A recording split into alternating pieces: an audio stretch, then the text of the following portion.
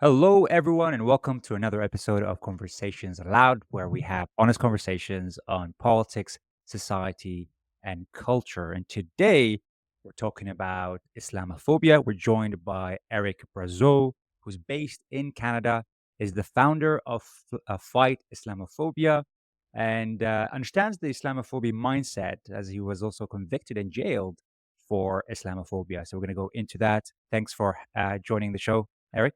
Pleasure to be here. Great to have you here. So, Eric, maybe just to give us a bit of a background, what led to your conviction within for Islamophobia, and how has that experience really shaped your understanding and approach in combating Islamophobia You remember, of course, the Benghazi affair. in Libya? Okay, so at that time, there was a lot of upheaval. There was riots. People were calling for well, there was the Benghazi affair, but then there was also the film Innocence of Muslims. You remember that? No. A Christian cop made a film. It's a YouTube video called Innocence of Muslims. In that film, he portrayed the Prophet Muhammad, peace be upon him. Then, um, a year later, it was used as a Muslims community across all the capitals in the West, all over the world, started to rampage. Then Benghazi was attacked, and Hillary Clinton said that the reason for the attack, as well as the attack on all the embassies, was because of that film. And then she apologized and said the First Amendment in America is not meant to denigrate the noble religion of Islam. To which I said, I couldn't accept this because he was an artist, and Hillary Clinton was saying we don't, our First Amendment is not meant to denigrate the religion of Islam. I, for my own, went off, made a flyer, went and printed them, and very insulting flyers, gave them out in downtown Toronto, and I was doing a little bit of screaming and yelling, arguing, debating, mostly with leftists. That's at even the universities I went to, and I gave them out at mosques.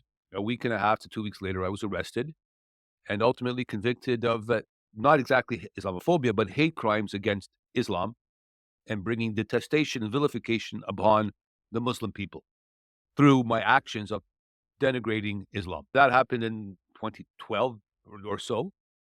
And then I did various things, and I was in and out of jail for 3 years out of 5 years. I was in jail.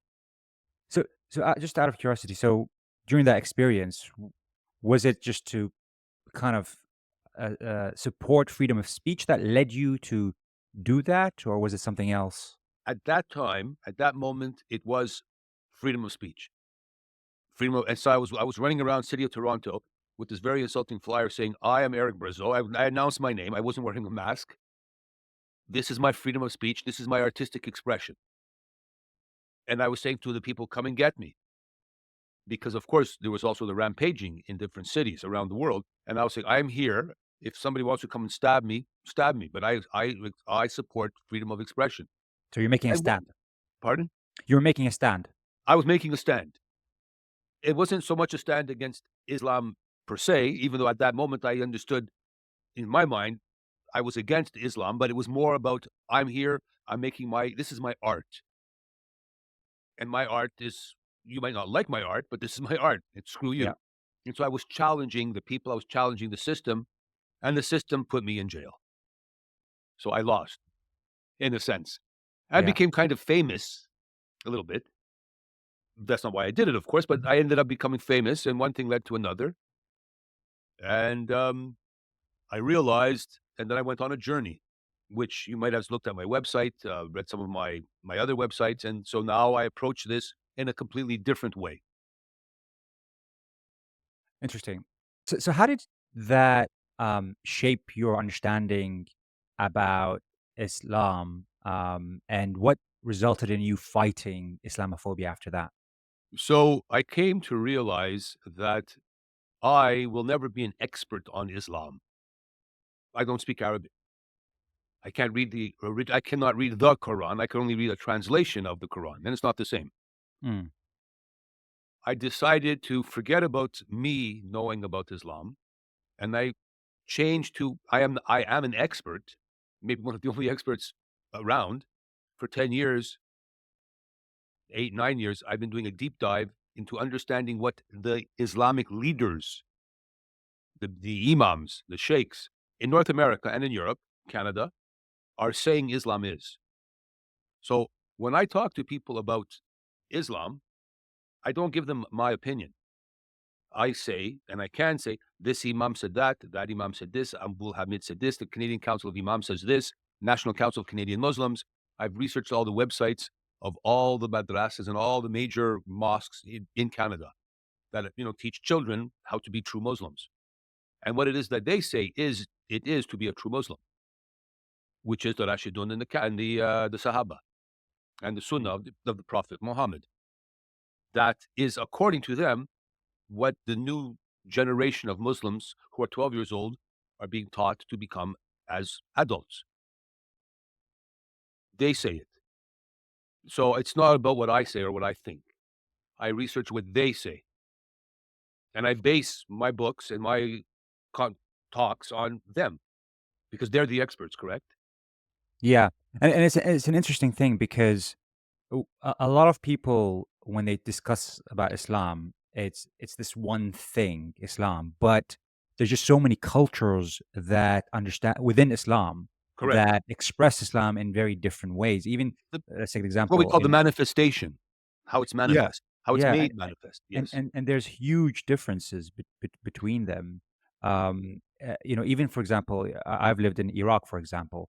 Okay. The Muslims in Iraq, they'll be very different depending on where they live, how they've interpreted it, how they interpreted it, and so a lot of times when I have those discussions in the West, they lob Islam in one group, which is very actually difficult to do because, as you said, it depends on what are the leaders saying and interpreting and kind of focusing on and interpreting when it comes to the book.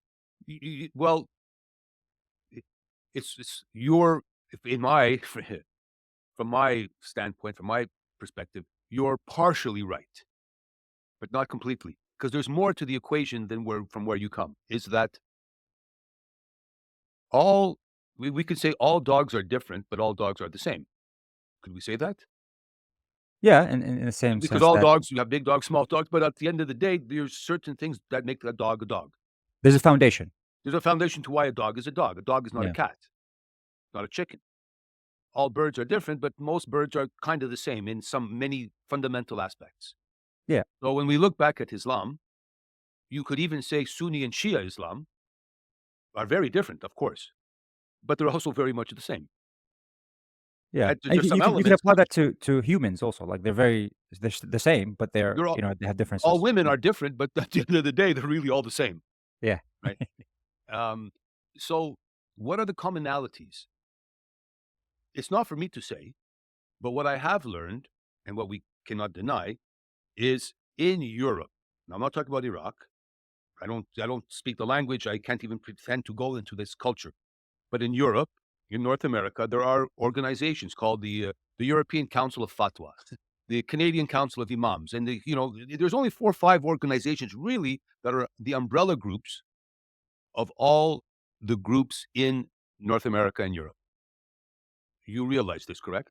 mm, At some point, there is only 3, 4 groups on top of everyone.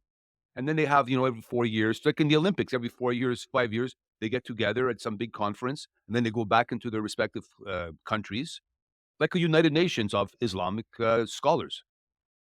And what do they say Islam is? And they represent, in the West, they represent 98% of all the Muslims.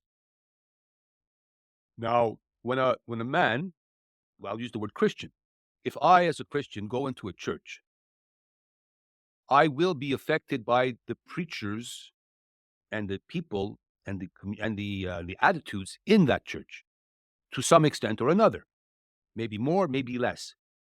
But a church and a community affects its members, correct? mhm. Okay, then. So, as much as again in Iraq, you can have a different village, I don't know, 600 kilometers that way, and then because of the language, and it's also been there for maybe 700, 800 years. But Islam has not been in the West really for 700 years. We're talking about 40, 50 years. So they're developing a very strong understanding of what they want their community to be. And what is that? That is what I'm an expert in. And very simply, as much as it's different from one area of Iraq to the other, no one's going to say, or not many people will dare to say, that we don't believe that the Quran is the word of Allah. Mm, Correct? correct. Not so many are going to say that Mhm. Yeah. for obvious reasons. So that's a commonality. Not many will say, well, we don't believe in Bukhari, Maududi. We think it's, no, everyone's going to say, yes, these are our sacred books. They're Mm, all going to say, yes, the Sunnah, the life of the Prophet, he's the perfect messenger. How their Imams tell them to interpret that could be a little bit different here, a little bit different there. As you know, the way you pray, your hands this way, do you turn your head to this side? When you pray, do you turn your head to that side? These things are mm, Hanabi, Shafi, Maliki. Okay, there's differences, but at the end of the day, it's more the same than different. And that is one of the reasons why I specifically, in my books, in my talks, I make it a very clear distinction that Islam is not a Muslim. Neither is a Muslim Islam. So to understand Islam, I'm not going to talk to my next door neighbor who's a Muslim. I'm not going to talk to my coworker is a Muslim, therefore I know what Islam is because he's a nice guy. Or some crazy guy who's a Muslim did something bad, therefore Islam is a bad religion. I mean, you can go either side with that. I don't judge Islam based on a bad Muslim, and I don't judge Islam based on a good Muslim. The same way we don't say Christianity is good because I know some nice Christians, or Christianity is bad because he's a bad person. Makes no sense. But for some reason, we seem to be doing that with Islam. If you speak to someone in your building, your neighbors, what do you know about Islam? Mostly they're going to say, oh, I know a Muslim. I know some, and you have to repeat, no, I'm not asking you, do you know some Muslims? I'm asking you, what do you know about the religion of Islam? And then they go, and again, they go back to, I know some Muslims because they can't make that leap. And I think it's very important to separate the two. And that's what I've done. Whereas in the past, I was judging Islam and giving my opinion as if I'm some scholar, which I'm not. But at the time, I was just very angry about what I thought was going on in the world. So I've abandoned all of that and I write books and I talk about it from a remove. I remove myself. The same way, if I were to talk about hippopotamuses, I study the hippopotamus and the hippopotamus does what he does, but it's not good or bad. It's a hippopotamus. I'm a professional zoologist who studies the hippo. I'm an mm. expert on the hippo. If someone wanted to understand more about Islam, because in today's world, it's very easy to get some cheap information online, on social media, which is one-sided. So it's very hard to get an objective analysis of something today, especially when Correct. you're looking to prove what you already believe to be true. So Correct. what would you Confirmation bias. 100%, yes. So what would you currently recommend for someone if they wanted to understand more about Islam? Where would they go? Well, you would read my book, Muslim Fundamentalists versus, We'll put the link in the bio well, for that. yes, okay. There's the book. What I would recommend is go to the websites of the Islamic Council of Europe. Go to the websites of the Canadian Council of Imams and look at what they say Islam is, or what they're telling. They have manifestos very clearly stated out what they believe, what they reject. Now, again, the question becomes not are they right or are they wrong? Because whatever they say it is what it is to them. So to understand, so no one will actually be able to say, I know what Islam is. Even the Imam can only say, I tell you what Islam is based on the Sunnah, the Sahaba, the Rashidun, and the doctrine. And that's what Islam is. So if you want to know what Islam is, go to the mosque. And then again, you have to understand, you don't necessarily want to just have one conversation or speak to the person who opens the door at the mosque to let you in. And you need to go to the website, go to where, because every we call it every mosque has education for the children on they come in, bring them to teach the children how to be good Muslims, correct? Mhm. Well, what are they teaching? And what they're teaching is what Islam is, according to them. Now, again, I come back. It's not a question of do we like it or do we not like it? Is it right or is it wrong? That's what is. And very often when I have these conversations, even with people like yourself, I end up, it's like people start to argue with me. Yes, but are you saying, yes, but how can it, and I'm, whoa, wait, relax. This is not what I'm saying I want it to be or what I like it to be or how it should be, but this is how it is. So many people will say, well, but if Muslims came to our country, why are they not letting go of their culture and their ideas and assimilating to our ideas? And my response to that is it is incumbent and the duty of all Muslims, believing Muslims, to spread Sharia. That's the doctrine, correct? Yes, I have a few comments on that, but continue. Sure. Make your comment, Yeah. please. Go. So Ask so me something. so Challenge me on something. yeah, I mean, you're talking about Sharia law. Excuse me? Um, you're talking about Sharia law. Sharia. Yeah, yeah. A lot of technically, if you're reading the words as they are, yes. But there's a lot of Muslims that I speak to that don't think Sharia law should be spread. Can I create a little alarm bell here? Sure. What's the word you just said? Think about it. What did I just say earlier? And you just did the mistake. Which is A what? Muslim is not an Islam, and Islam is not a Muslim. You just told me about the Muslims you know.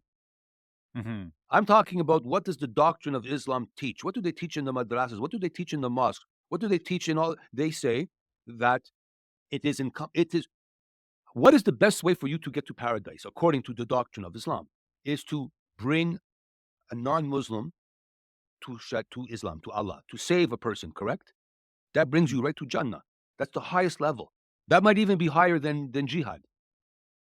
If I can Yeah, find someone and bring him to Islam, I'm a hero. yeah. It's interesting because it's correct.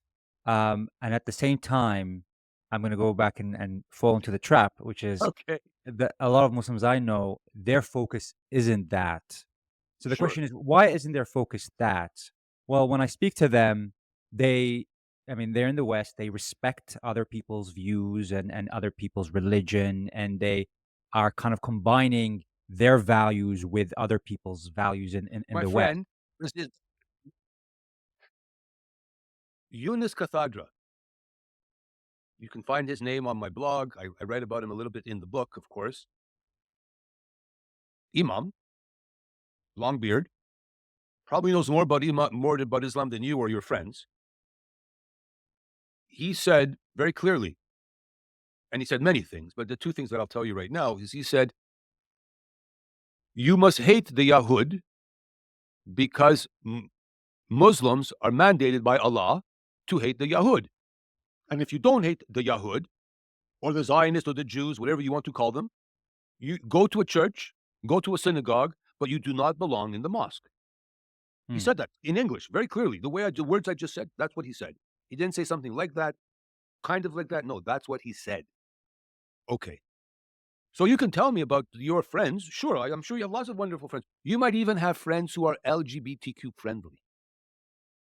However, here in Canada, many imams and many organizations came out very clearly and said, we reject LGBTQ, we reject homosexuality. This is an affront to Islam. It's never going to happen. We will never accept it. Now, yes, you have some what we call reformer Muslims, which again, that's the name of my book, who they say all these wonderful things. There are Muslims who say, reformers who will say that the original Islam of the Sahaba was LGBTQ friendly. Hmm. You know, some people say that's a stretch, Yeah, yeah, yeah. I but see your so point. we can say what we want to say. Yeah, and I think it's a good differentiation because it kind of goes back to I think Christianity, and if you also there's a difference between Christianity and Christians. It's the same thing, right? There's a Where difference between communist and communism. Yeah, yeah. So if you read the Bible, for example, there are things there that if you speak to Christians, they don't apply or practice, Correct. um, because they see it's not aligned to maybe their values or in today's age. And so I think that differentiation is important because a lot of people will read especially in the West, that are against Islam, and they have the right to have whatever views they want to have. But they read it and then assume everyone believes in or applies that in practice. Okay. Um, and a lot don't. Some do.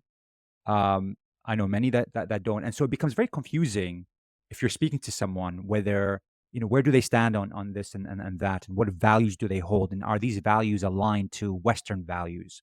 So, and I think that's one of the biggest topics today because a lot of people, there's a fear in the West right now. There's a big fear, and it's happening in the UK right now, where there's riots and attacks on mosques, especially this week, because of the fear of Islam spreading and not being aligned to the values. Do you see Islam values or Muslim values aligned to Western values? Well, that's okay. So let me ask you. I'll ask you a question, not just to throw the because I'm not answering, but Yeah. do you listen to music? Yes. Okay. Do your nice Muslim friends listen to music? Yes. Okay.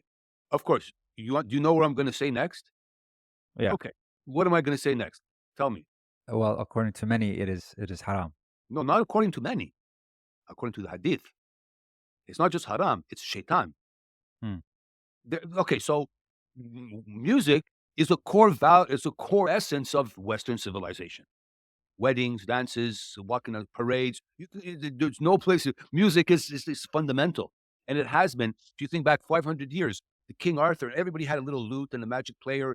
Music, singing, song, all of that is an essence of who we are as a Western civilization. And Islam, not Muslims, but Islam says that that is satanic. So how much Yeah. more different? What would you like me to say more? And I could go on and on with so many Yeah. things. For And example, do you appreciate women as a man? Do you like to see pretty women in the street? Just see them there.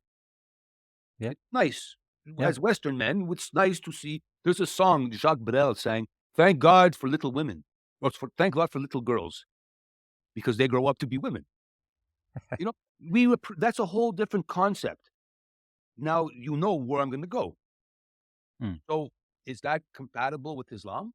Pretty girls in the street wearing nice flowing dresses with a little ribbon in her hair. She's 15 years old and she's smiling and she's just going to school with her books. And then the boy walks beside her and she smiles and she says, "Oh, hi, Tom." And he says, "Hello." All of that is haram in Islam. Hmm. Yeah. It is. It's not You just you make haram. It's like people can go. I mean, a brother can kill another boy for talking to his sister. yeah. I'm not saying that is in the hadith, but in the hadith, and I was just listening again. I did a short of Al Hakim. He's an imam, a very senior imam. Again, big long beard.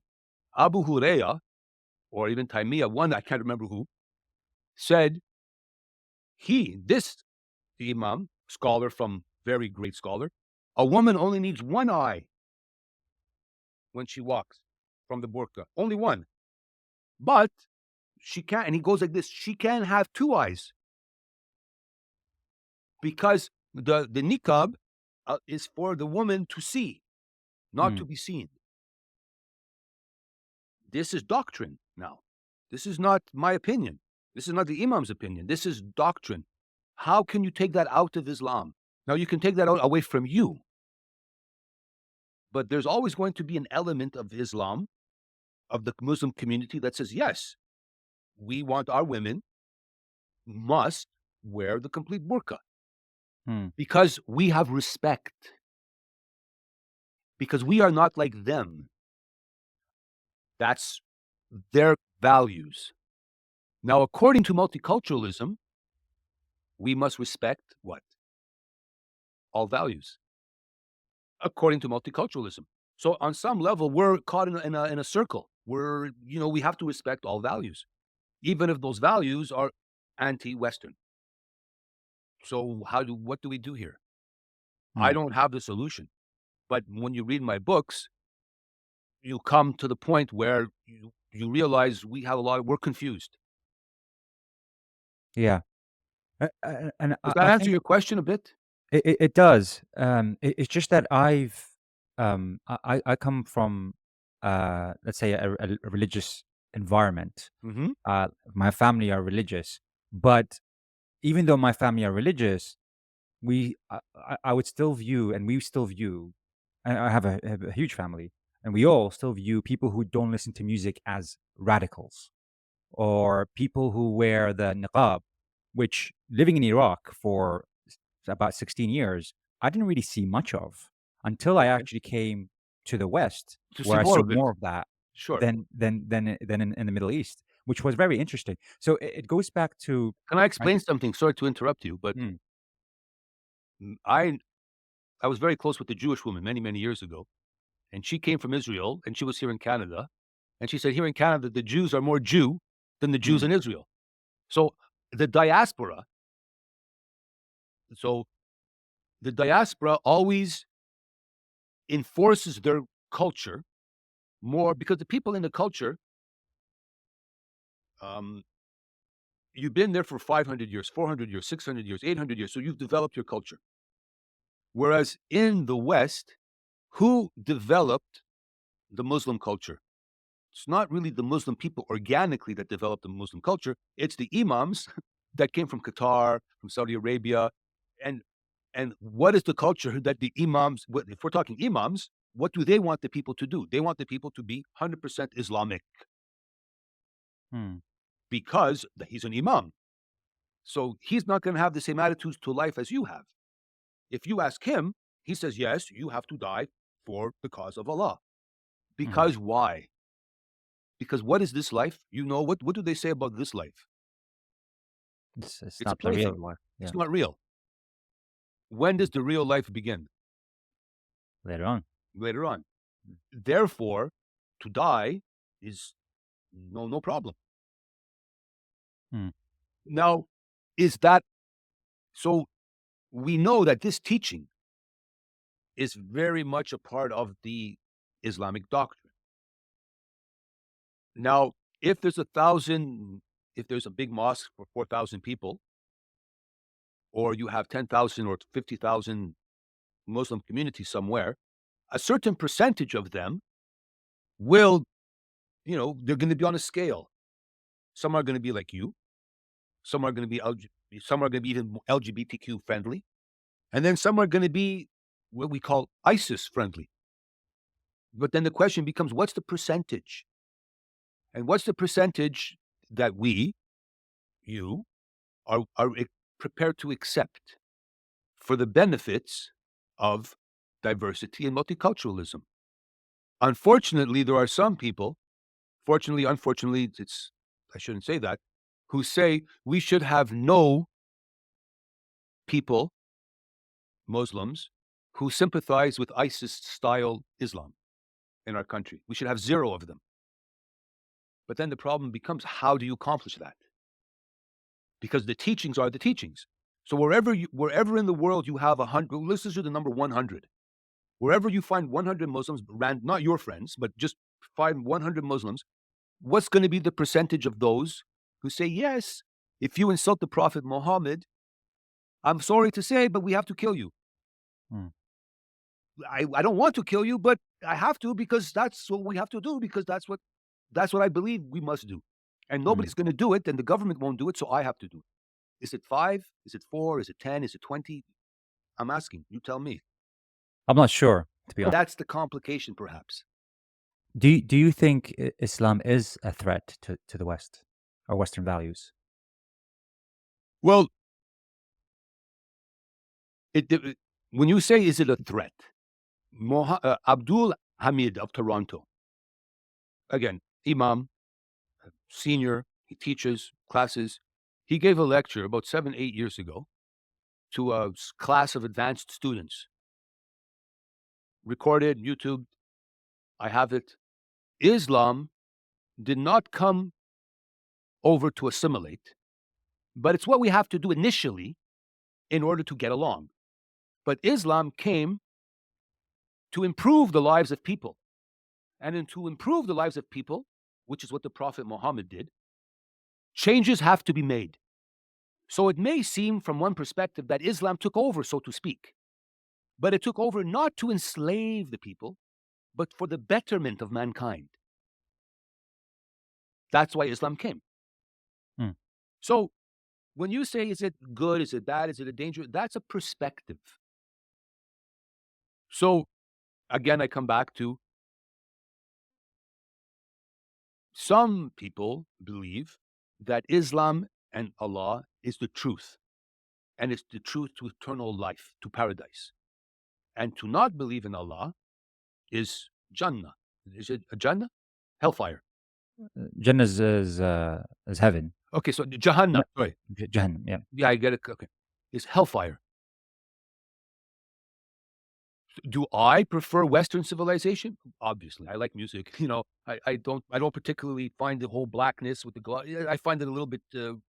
Still, I find it very weird when I see it in Toronto, and we see it a lot in Toronto. We're talking about complete black, gloves, complete. Even the eyes, there's a screen. I don't prefer this. However, I'm told, mandated, that I must accept it because this is diversity. So You'll also find a lot of Muslims that also don't accept some of those things. sure. Yeah. Now in Montreal, there were 3 girls and a second wife who the judge, they're now guilty. It's done. The case is done. And the judge said this was an Islamic honor killing. The 3 girls didn't want to be Muslim anymore, or they didn't want to wear the scarf, and they just wanted to be like regular Canadian girls. Hmm. They're dead. They were killed by their family. Another girl, Aksa Parvez, her brother and father strangled her, pleaded guilty. They're now in jail. Are there other girls in Canada that live in the Muslim community who don't want to wear the hijab, who don't want to wear the burqa? Because again, to wear a burqa, I don't see it can be very fun to eat, sunshine. It's probably not nice to wear a burqa. But if they don't wear the burqa, what's going to happen? Already we have cases where women have been killed for not wearing the hijab. Killed, dead. And these girls went to the police, they went to their teachers, they went to their school, they went to the social workers, and everybody said, come on, yes, it's a difficult situation, but don't exaggerate. And they kept pushing them away. And this came out later in the inquiry. And everybody's now crying, and the teachers, everybody, oh, we made a mistake. Okay, these girls are now dead. Yet, we continue to say here in Canada that to be concerned, the inquiry also said that Islamophobia and racism was part of the reason everybody kept pushing them back into their family, to be sensitive to the culture. Yeah. But these girls are dead. So then the question becomes, do girls in Canada, are they living in Canada or are they living in the Muslim community? Where are they living? Are they living in, I guess, in both? Pardon? Are they living in both? Well, which one controls them? At the end of the day, they're living in Canada, but like us, we've got girls who are dead because they didn't want to wear the hijab. So laws can protect them afterwards. So now we can say, well, they have justice, right? The family is in jail. But if someone came and killed you and then went to jail, how does that help you? You don't care that they're in jail. You're dead.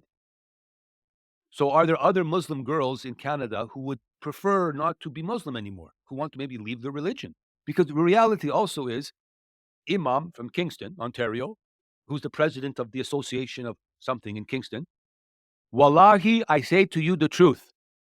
If you apostatize, if you leave the religion of Islam, the penalty is death. And don't let anybody tell you anything different. Wallahi, I'm saying to you, if they say something different to you, they are liars. The penalty for leaving Islam is death. Okay, he said it. As clearly as I said it. Because I've Mm. watched these videos. I had them like 5 years, 7 years. I see them, I transcribe them, I use them in books. They pop up in my eyes as I'm looking through. I have them there. That was his words. Are you going to say he's a liar? Are you going to say he's misinformed? Can you? Should you? Mm. That's his belief. And he has a lot more influence than you and your nice friends here in Canada. And no one's going to say that. And you have to admit that the first wars of Islam, wars of Rida, the apostasy wars, after the death of the Prophet Muhammad, correct? Mm. Many tribes wanted to leave Islam because they didn't want to, for whatever reason, they wanted to leave. They were not allowed. You're aware of this, yes? Yeah, yeah. So do you see this as the reason why there is a lot of Islamophobia right now?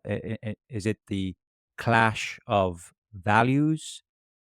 Is it the seeing Muslims as Islam? Well, many people are worried. People who are what we call right wingers, they see a clash and they don't know how to deal with the clash. They perhaps are not sophisticated. In the same way, 15 years ago or 10 years ago, I was not sophisticated. I did Draw Muhammad Day. I used to draw pictures of Muhammad on the corner, make a big show, wear a hat, and stand there for 3 hours, people with cameras. And it was very intense. I But can I didn't imagine. know, excuse me? I can imagine. It was very intense. And I did not know what to do. I did not know how to express myself in what we would call the civilized manner or more civilized. So you like, so when people don't know what to do, they start to become uncivilized because they don't know what action to take. And many people, they see Islam as a threat to the West. They do. And they don't understand, well, that within Islam, there are the differences, as you're saying. And they only base what they know about Islam on what we would call the misunderstanding terrorists. And they say, well, Islam is a terrorist religion. Oddly enough, I will cast terror into the hearts of the unbelievers is in the Quran. That's a Here's reality. the thing. Here's the thing that with any of these books, Yes. there you could find something to prove any point. Like you can find a passage that says you kill one person, it's like you killed all of humanity, No, or that's actually incorrect. That phrase is not correct. in what And way? and I know this is a very interesting conversation, but there's one word that's always missing from that. Because yes, it's true. The Quran does say if you kill one person, it's like you have killed all humanity. Mm, But what's the one word in there that we did not say, which you might not remember? what, innocent? Bingo. If you kill one innocent person, but then now the issue is who decides who is and is not innocent. So if you Exactly, leave out the and word but that's all based on interpretation. bingo, of course. Well, very good. So when they spoke to Ansem Chowdhury, and I'm sure you know the name Ansem Chowdhury. Yeah, yeah. So when they spoke to They're him, very extreme. excuse me, very important. They spoke to him 7 or 8 years ago on CNN or Fox somewhere because he was being interviewed on Mm, major media. And they said, yes, but when doesn't the Quran say, they asked him, we have the passage from the Quran, if you kill one innocent person, it's like you killed the world. Because this was after the 7/11, the 7/7, the subways. Remember the subway bombings? mm, yeah. And Chowdhury, because Chowdhury was very outspoken, he's very direct, he's not afraid to say what he wants to say. He said, but very important in that verse is innocent people. And then the moderator said to him, yes, but these were women and children on the bus. And then he responded, yes, it's women and children on the bus who are members of a kafir society. And then he went on with the income, the taxes, and then Britain and Mm. fighting the Mujahid, all of that. So if we have a law that says you should not kill anybody, that's different than the law that says you should not kill innocent people. because now you have some room to maneuver. Oh, well, I thought he wasn't innocent. Oh, okay, then we understand. But if Allah says, But do not I kill think anyone, that's different. I think that that is the problem because a lot of these statements, there is room to maneuver, and it's up to the person to interpret and take on. Or it's up to the Imam and the Canadian Council of Imams and the Canadian and the European Council of Fatwa. Because very clearly, again, Imams and Sheikhs say it's not for you to do it jihad. It's not for you to interpret, really. I'm not saying that that's right or wrong, but they say we are the Imam, we are the Sheikh, we tell you what Islam is. And he's not a scholar, he's a taxi driver. He Mm, goes to work. I mean, he's a doctor. He doesn't have time to be an Imam. The Imam is the one who guides the Ummah. The doctor doesn't guide the Ummah. It's not you who guides the Ummah. It's the Sheikh. It's the scholars. It's the websites. Islam Q&A. Do you know this website? no. That's a wonderful website, Islam Q&A. It comes out of Saudi Arabia. It's the first one from 20 years ago. It was one of the first ones to do this. What's most amazing about this website is you can ask any question, or you can go on there and the most bizarre thing you can think about. Which foot, when I want to go to the bathroom, which foot do I use to walk in? Of course, you know that, correct? Yeah, And we they see tell this. you the Yeah. answer, but they will give you all of the hadith, the number, the sunnah, the Quran, and they explain. It's kind of simple, but they give you the details. They never say this is the answer, and because we like this answer. No, the answer and all of the hadith and the what we would call the evidence. Mm. You cannot argue with. I'm saying Muslims cannot argue with the hadith and the sunnah and the tasfir from this sheikh and this imam and this sahaba. You cannot argue with that. You can say I don't like it, but you cannot say this is not Islam. Yeah, you should, I guess, from a proper way, you shouldn't maybe argue, but as a human being, you'll always take on what you want and ignore what you don't like or what is Okay. not aligned to your values. So what the imam would say to you, saying right now, fine. You don't want to be a Muslim, you don't have to be a Muslim.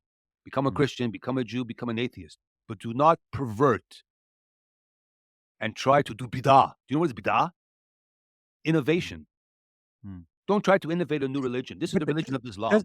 doesn't that apply to every religion?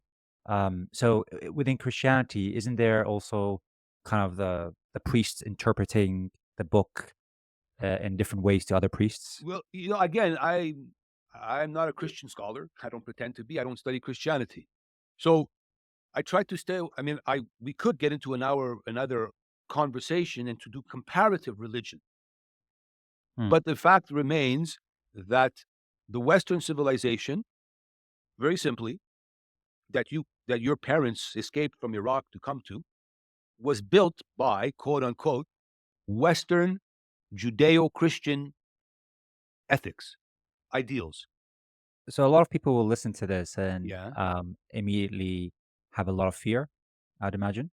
Okay. Um, I guess what is your message to Muslims in the West and non-Muslims in the West? My message to non-Muslims in the West, and I come back down to simply this. Again, and I've said it many times, do not judge Islam by the Muslims you think you know, and do not judge the Muslims you think you know by what you think you know about the religion of Islam. Separate the two. And forget about Muslims. Just learn about Islam from sources. Now, from what we've spoken about, it doesn't seem like it's very pleasant. It doesn't seem like there's a lot of, like, I'm giving you hope for how Islam is a beautiful, wonderful religion. You might come to that conclusion that I'm not saying this, that I'm not saying that Islam is a beautiful, wonderful religion. You could come to that conclusion if you want to. But I have nothing more to say than learn, read my books. And it's not because I want to sell a book. It's not about me selling. I'll give you if you promise me you're going to read my book, I'll send it to you for free. But most probably at the end of the book, you're going to say, I wish I didn't read this book. Are you worried about the West? When you say worried, again, I didn't move to Afghanistan or Pakistan or Tajikistan or Saudi. I didn't move there, but it seems on some level over there moving here. So because of multiculturalism, so your parents escaped. Can I use the word escaped? I mean, my parents don't live here. They live in the UAE. United. Okay, okay. So are there people, let's call them secular Muslims, who want to escape Islam from their Islamic countries? Do those people exist? They would say escape fundamental Islam. Whatever you want to. Again, see Sure. you. Okay, and I say fundamentalist. I say there is no fundamental Islam. No, I understand your point. I It understand is your point. Yeah, mainstream. yeah. That is Islam, mainstream. We could Yeah. say that To them, it's because we could say that the LGBTQ Islam is. We could say that's radical Islam. They're the crazies. They're on the they're on the outside. yeah. We could say that, and many do. So, in people leave Somalia to come to leave Somalia to come to the West, to come to Canada, to come to England. But at what point, if you have 600 million, if you have, let's say, 5 million Somalis in England, well, then the UK will become like Somalia a little bit.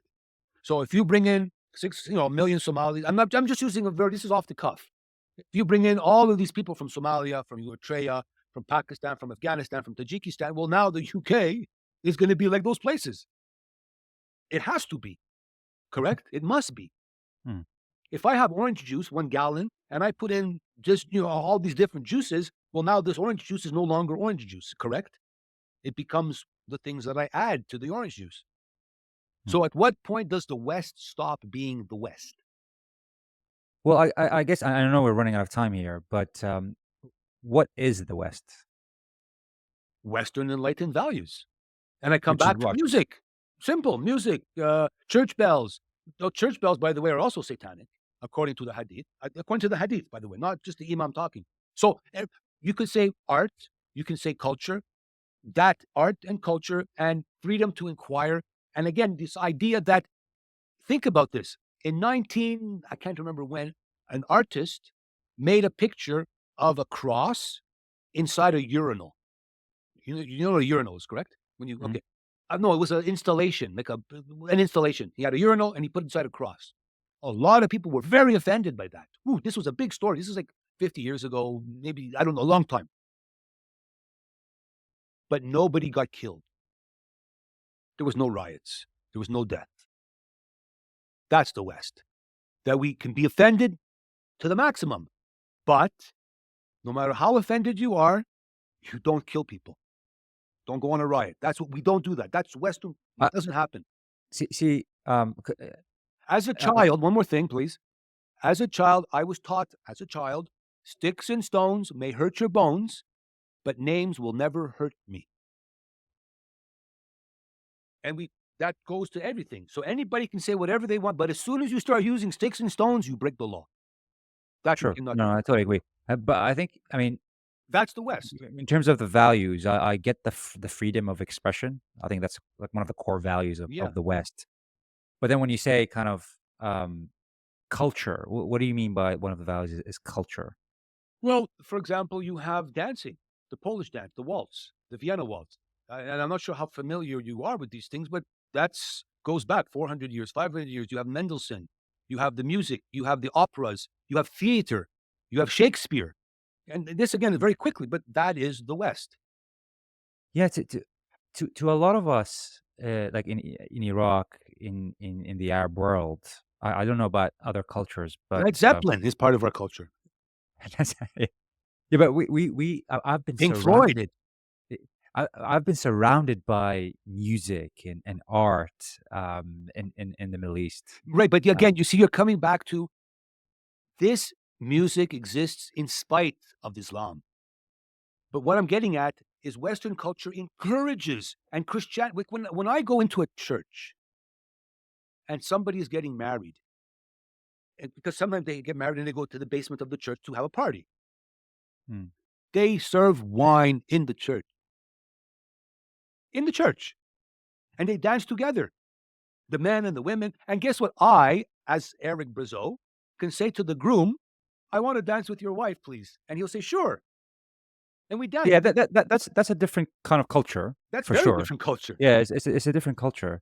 But in terms of the kind of the music, and I get maybe your point about it's in spite of, but it's always been there.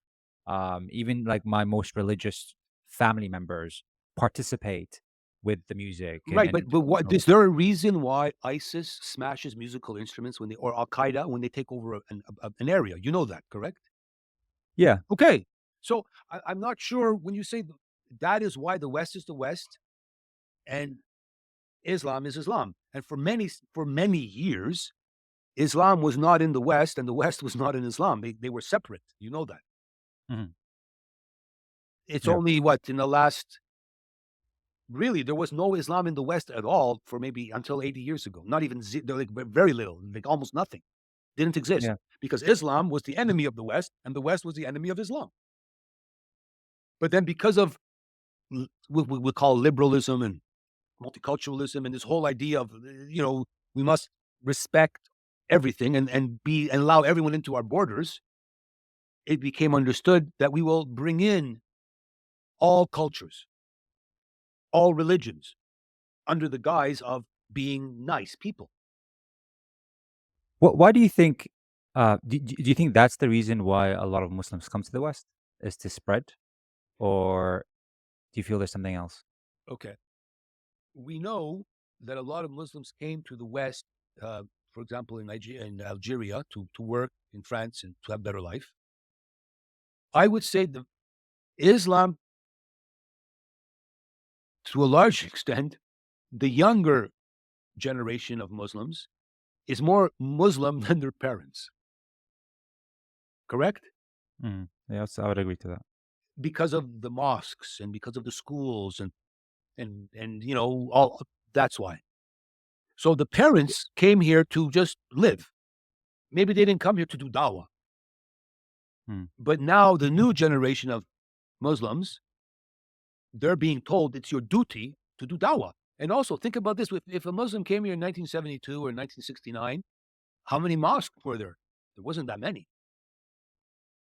If you came here, you probably had to, in America anyway, in Canada, you probably had to learn to speak English because there wasn't an Urdu community. There wasn't a Pakistani community back then. What do you think to the argument that the wars in the Middle East caused more extremism in the West? Yeah, I'm sure. But again, the problem has become here in Canada, we had every weekend for 8 or 9 or 7 months, they were shutting down intersections every 5 days. It was on and on. Who was? The Palestinians, we know why, but that was very inconvenient for a lot of people to have our highway shut down, the train station shut down. So now what's happening is every problem of the world is our problem, come our problem. So if there's, the Sunni, they have a shura. The Shia. I mean, sorry, the Shia have a Yeah. shura. Well, they shut down parts of the city for a shura. And then there's a Nakba day. Then they shut down parts of the city for Nakba. Like there's all of these days. So soon, every day will be a day for some because you have problems in Somalia, you have problems in Eritrea, and we have communities from all of these countries here in the West. So now all of these wars that are everywhere else is going to be a problem here. So the Bangladeshi community is also here in Toronto. There was a war with the Tamil Tigers 10, 12, 15 years ago. The Bangladeshi community shut down a major highway. They actually walked with their children onto a very big highway and shut it down for 5 hours because of the war in Bangladesh between the Bangladeshis and the Tamils, and they wanted Canada to send weapons to some group. And Canada didn't do that. So they shut down the highway. Okay, that was a problem for some people who wanted to use the highway. So what how will where will that end or where will that continue to go? Will it ever go away or will it only go one way and get more and more and more? I'm asking you. Depends on what kind of society we're trying to build. We can build a society like in the UAE where they are very multicultural, where immigration is very high, but they're very strict on what you can and what you cannot do. And so if you do something that they don't like, you're out. That goes against the values of what the West is, which is freedom of expression and freedom of whatever of your thoughts and how you want to showcase that. And that's the clash, right? It's where do we draw the line? Um, Correct. So, but my question you still didn't answer is, it's like, I'm going to assume you understood. You've been in high school, right? mhm, You know, some guys are kind of bullies, right? sure. Okay. Does a bully who wants to, does he ever stop being a bully because he became a nice guy? Not usually. A bully only be, bullies only do more bullying, correct? If Mhm. they take your money today and you give it Until something happens that knocks them out, until they somebody yeah, knocks them out, but until that happens, they're going to continue being a bully. sure.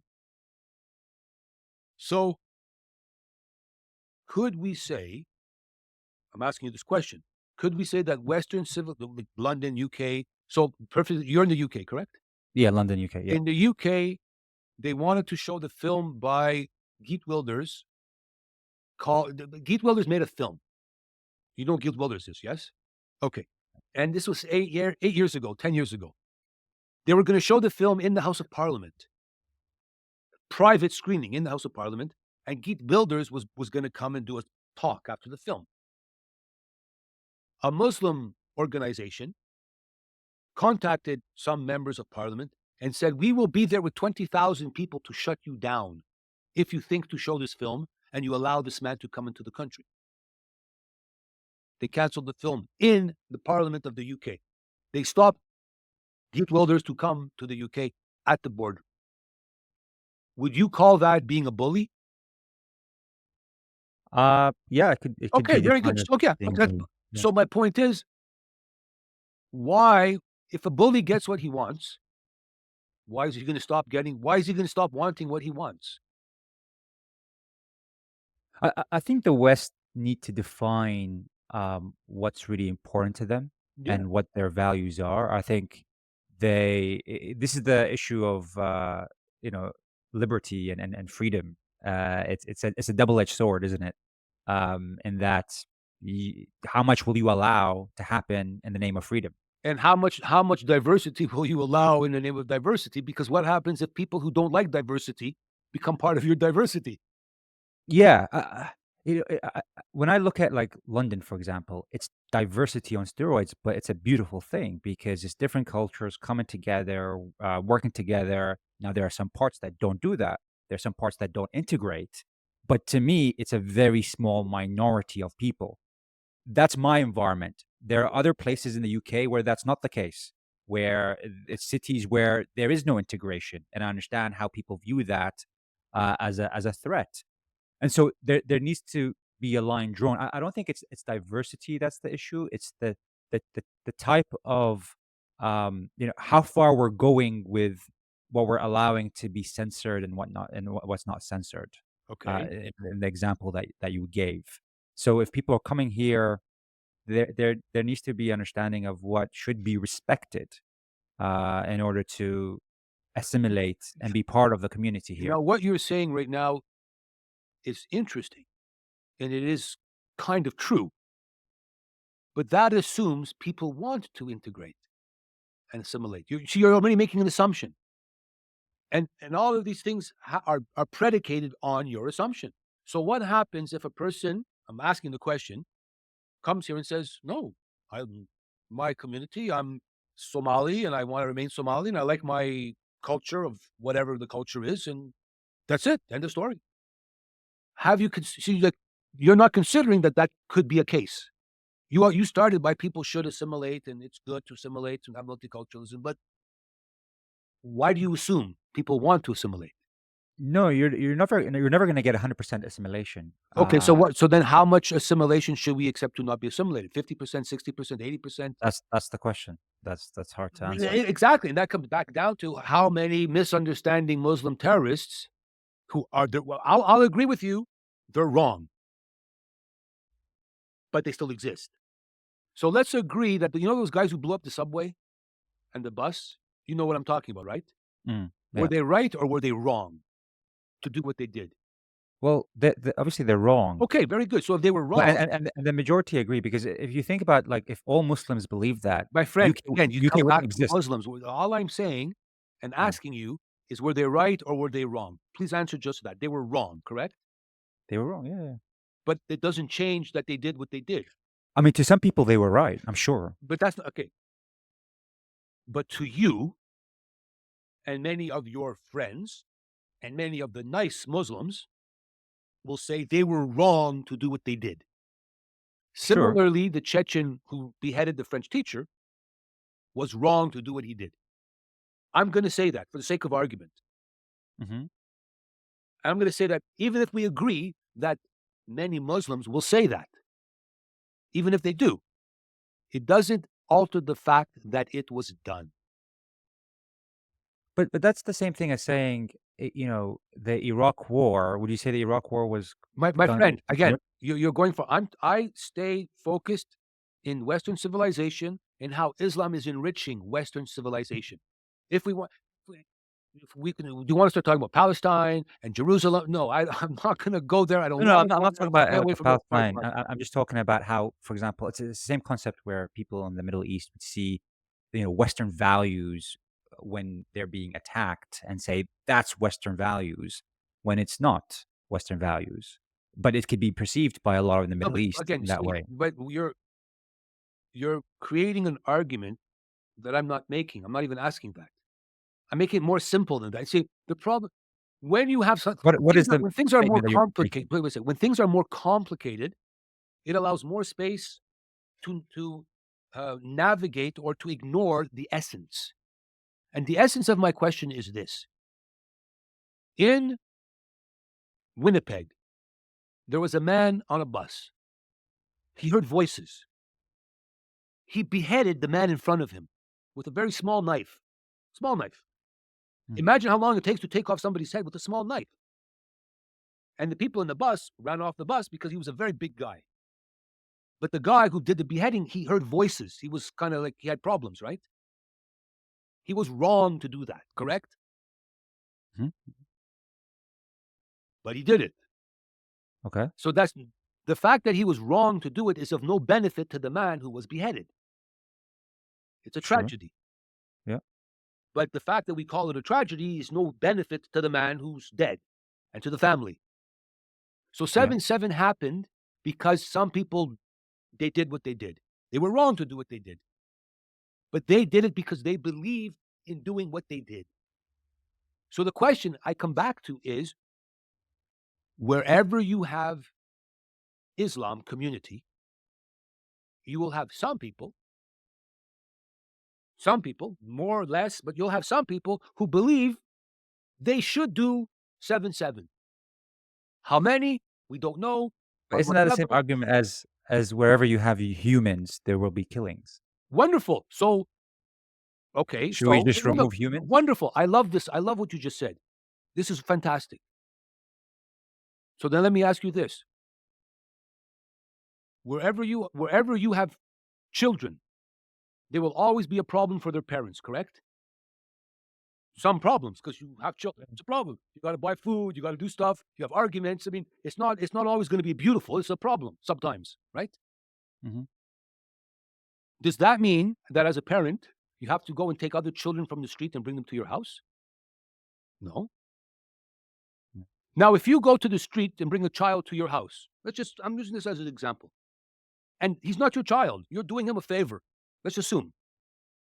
And he now starts to give you problems. Starts to drug, starts to steal from your wallet, your purse. You're going to say, what, are you crazy? Get the hell out of my house. Mm. You're not even my child. Why do I have to deal with your problems? So, on some level, let's call them the right wing and the Islamophobes.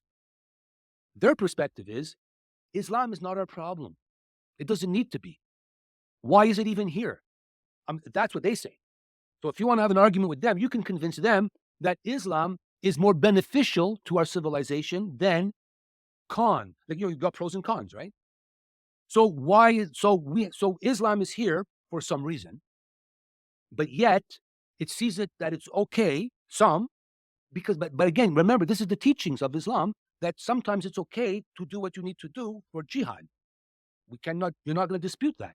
So, Eric, I have so many more questions, but we're we're gonna gonna have to wrap it. I'm I Yeah. mind. Thank you so much for your time. It's been a And if pleasure. anyone wanted to reach out to you or connect to you, where can they find you?